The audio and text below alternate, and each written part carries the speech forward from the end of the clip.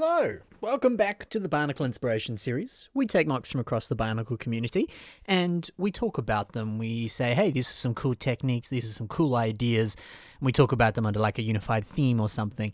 And we try to do our best to inspire you, give you some ideas for how you could build some similar stuff. Today we're going to talk about Toa MOCs, of course, just your stock standard kind of warriors from Bionicle. And there's some really unique ones in this episode, so get ready to see some cool stuff. Let's dive into the very first Toa MOC we have today, and this is by Roses Must Build, and this is the Last Toa. So already I love this concept of having this sort of like pelt that's sort of being used as like kind of like some sort of I mean, you know, he's the last Toa, so you get the sense that he's had to hunt and he's, you know, turned a fur pelt from a rahi or something into, attire, and that's a very sort of realistic thing. You know, there's a lot of examples of that happening in fantasy and all sorts, even in the real world sort of thing. So it's great to see that translated here so beautifully in Bionicle form. And even cooler to see the use of this Ninjago Jungle Dragon headpiece here, which, you know, is a beautiful little headpiece in teal there. Perfect use of that to sort of put it on the top of the head there, much like you would see on the real thing. Very, very clever part use for sure. And speaking of nice sort of like head stuff, I like the actual head design on here. It is very reminiscent of your sort of typical kind of like Toa head that doesn't have a mask on, very similar to a original Lego Mutta head piece. So yeah, it's cool to see that kind of like blown up so that it's a little bit bigger and kind of fits with the general scale of this MOC. But I just think that's just a really clever idea. There's something about this MOC that looks so sort of like war-torn and missing armor because he's been in battles and he's the last Toa, that sort of stuff. It feels sort of more sort of like almost like post-apocalyptic to a degree. And it's a cool idea that he just doesn't have a mask on and that's just his face there. I think it's a very clever concept. Some other stuff about this MOC, kind of along those lines, I love on the legs here, how one side looks like it's got a bit of that grey or dark grey armor on it, and the other side there has none of that, and we can kind of see the underneath here, the sort of like unarmored sort of pistons that, would make up the rest of his body in that sense. I love too that there's sort of the little hint on the other foot that is a bit more armored with the dark grey. There's a little light grey ball joint there. So you kind of get the sense that like, oh yeah, we can see the armor starting to peel off a little bit, and that's what it looks like underneath. So I like the fact that there's that sort of there's the similarities between them, but they're different in that sense. So really clever to use that sort of spiral gear piece and wrap some yellow rubber band pieces around that there. Because it very much looks like sort of like wires in the underneath of a robot and stuff like that. Really, really clever, and really ties into this sort of like stripped back, more kind of primal look for a Toa. I think this is very, very clever. I love the overall sort of like mechanical details here. There's a lot of beautiful little greeble stuff all throughout this, whether that's the beautiful kind of pistons on the torso there, or the lovely use of the minifigure shovel piece here. It very much looks like a piston piece that's just sort of connecting the lower half with the bottom half of that upper leg there. It's very, very clever, and I know it just sort of works with everything around it there. So lovely use of a minifigure torso piece. Where did I get torso piece out of that? Minifigure utensil shovel thing. Some other minifigure accessories. That's the correct word. The inclusion of a little sort of sack piece here. Now, of course, this comes in a variety of different sets, but I guess probably the most common place you would see it is in some of the like Christmas sets. And it's typically used as like Santa's sack sort of thing. So it's a piece that I love. I've always liked the idea of buying like hundreds of them and then putting them in like a brick built little container, and it looks like little peanuts or something like a little snack or something like that. I always thought they would work well for that. Kind of looks like it. But regardless, I like the inclusion of it here. It kind of looks like some sort of pouch that maybe has like medicine in it, or it's like a coin purse or something, I don't know. But I like seeing minifigure utensils like that used with Bionicle because they fit surprisingly well most of the time within the sort of scale of things. And I think this is a very nice example of that here. Really, really cool. I could talk a lot about this MOC. I really like it. There's a lot of good stuff going on with it, and Roses Must Build is a very, very talented builder. I love the inclusion of some of these like green cloth pieces and Sensei Wu's beard piece here. as sort of like wrappings or something that he's kind of tied around his spear there. Again, that seems very sort of like primal and fitting with this overall aesthetic here. It's really, really cool. So lovely little details all throughout this, and an awesome concept that's been perfectly executed. It's awesome. Let's move over to a mock by Lockie, and this is Manum Toa of Ice. So I thought that this was such a unique concept for kind of weapon design on a mock like this. There's a specific picture here where we can kind of see how they're sort of like moving through like ice caverns in wherever they live, and using their sort of like buzz saws to like steer as they like go down a steep slope or something.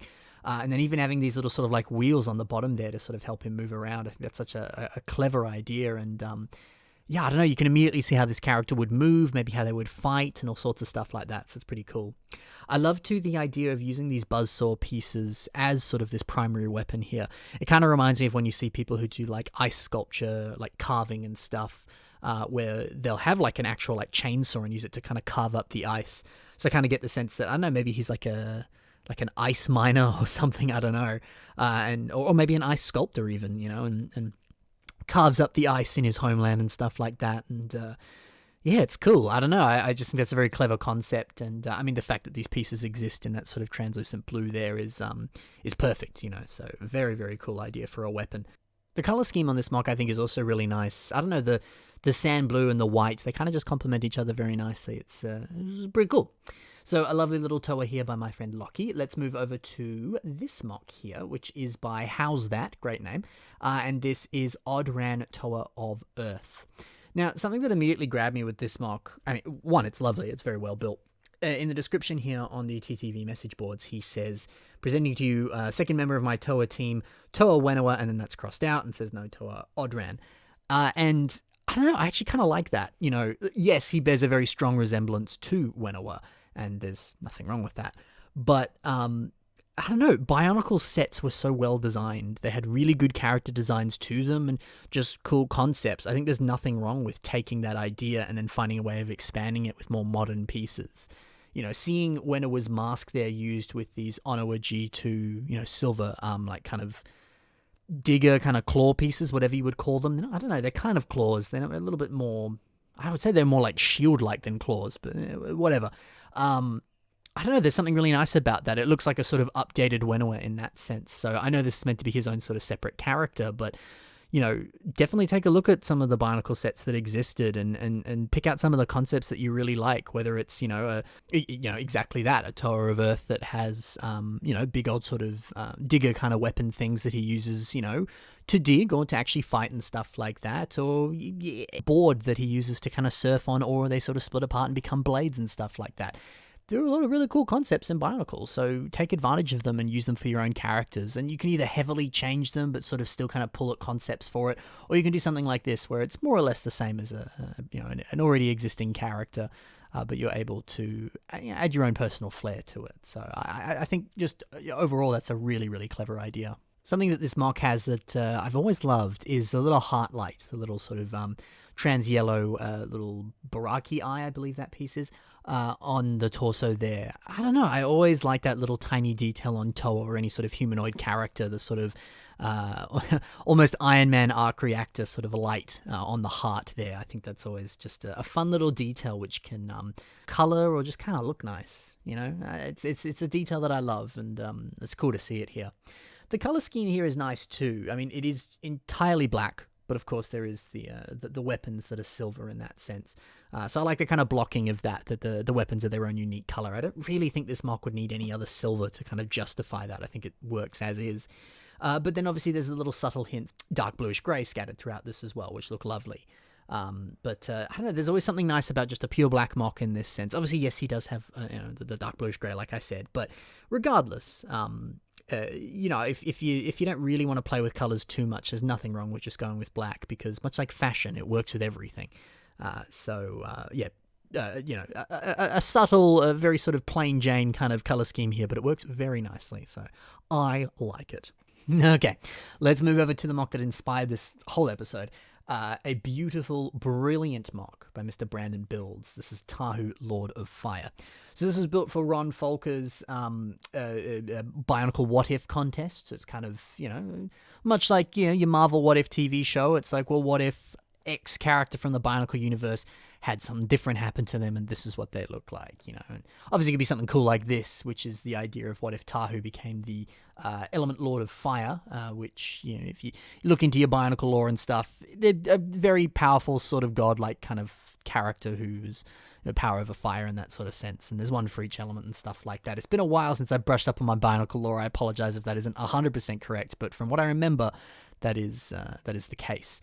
But it's just this really cool idea of just making Tahu super powerful, super strong, and super cool looking, and really in touch with his fire powers and stuff like that. It's awesome. So Brandon was saying on Instagram, and by the way, check his Instagram. There'll be a link in the description, because there's a sort of on his Instagram highlights, in his little story highlights, that's what they're called.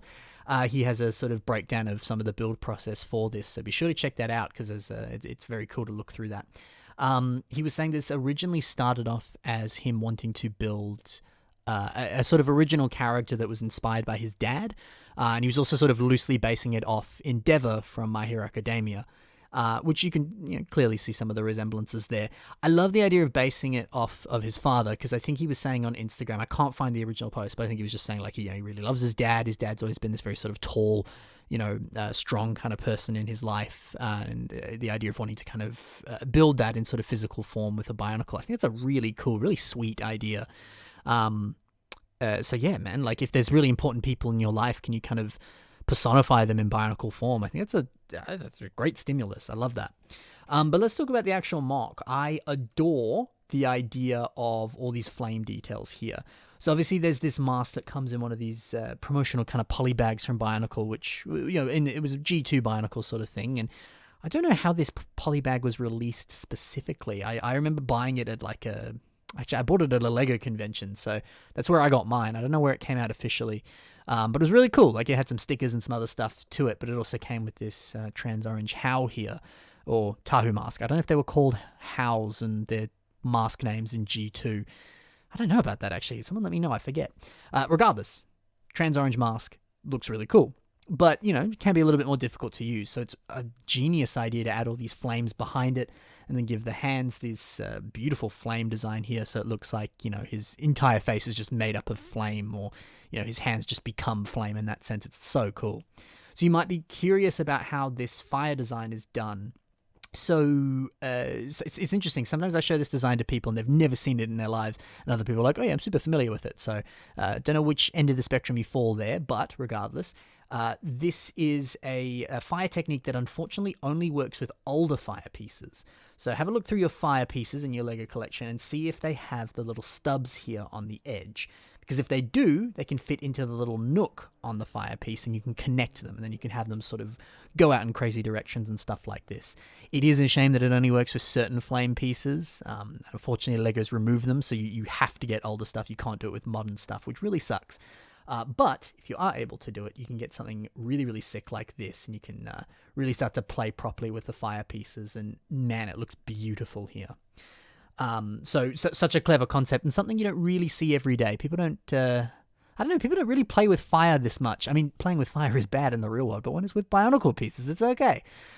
So it's nice to see that here done so perfectly. Such a cool concept. I love these little blue ring pieces here. That beautiful pop of, it kind of looks more like azure. Maybe it's not quite blue, but blue in tone, God, that little hint of blue there really, really brings out this mock even more, and is such a beautiful little pop there. I adore that. Some of the other just sort of armored details here work really nicely. I love some of the tubing on the torso here. I don't know, the armor looks gorgeous. And I love on the back some of these little sort of like exhaust ports almost, with little fire coming out of it as well. There's also some on the feet as well. I don't know, it's just a nice little detail, just kind of makes sense. It's like he's got like engines inside him that are like pumping out fire and stuff like that. It's perfect for the concept of this mock. It's really, really cool.